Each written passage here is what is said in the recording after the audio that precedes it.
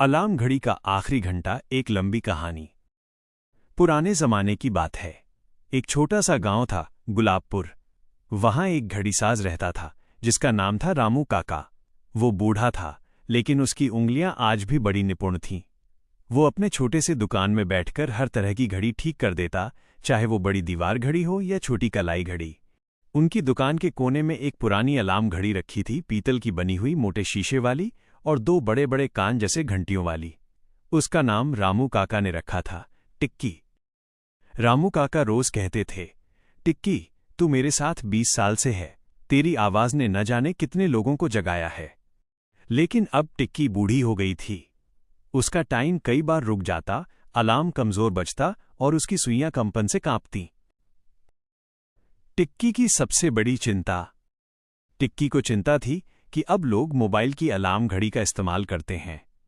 सब कहते थे, अब इस पुरानी घड़ी का क्या काम। लेकिन टिक्की को गर्व था, उसने एक जमाने में बच्चे, किसान, मजदूर, छात्र सबको समय पर जगाया था। उसके अंदर अभी भी एक इच्छा थी, एक आखिरी बार किसी की मदद करने की। कहानी में प्रवेश करता है एक बच्चा, रोहन।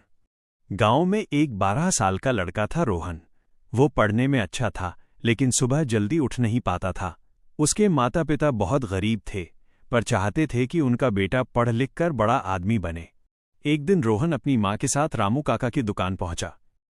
काका, रोहन को सुबह 4 बजे उठना है, उसकी परीक्षा है, माँ बोली। रामू काका ने मुस्कुराते हुए कहा, मेरे पास एक खास घड़ी है, ये पुरानी है पर भरोसेमंद है, इसे रख लो। और उन्होंने टिक्की घड़ी रोहन को दे दी। टिक्की ये बात सुनकर अंदर ही अंदर खुश हो गई, शायद यही मेरा आखिरी मौका है किसी की मदद करने का। परीक्षा की रात टिक्की की चुनौती। उस रात रोहन ने किताबें पढ़ीं, फिर टिक्की को 4 बजे के लिए सेट किया और सो गया। लेकिन टिक्की के लिए रात आसान नहीं थी। उसके अंदर के गियर ढीले थे, स्प्रिंग कमजोर था और अलार्म वाला हथौड़ा हल्का टूट चुका था। लेकिन वो बार बार खुद से कहती, नहीं, मुझे रोहन को इस बार जगाना ही होगा, चाहे जो हो जाए। सुबह के 4 बजे टिक्की का आखिरी संघर्ष। रात भर टिक्की के अंदर के पुर्जे लड़खड़ाते रहे। सुइयां कभी तेज चलती, कभी धीमी। लेकिन जैसे ही 4 बजे हुए, उसने जितना जोर लगा सकती थी उतना जोर से अलार्म बजाया।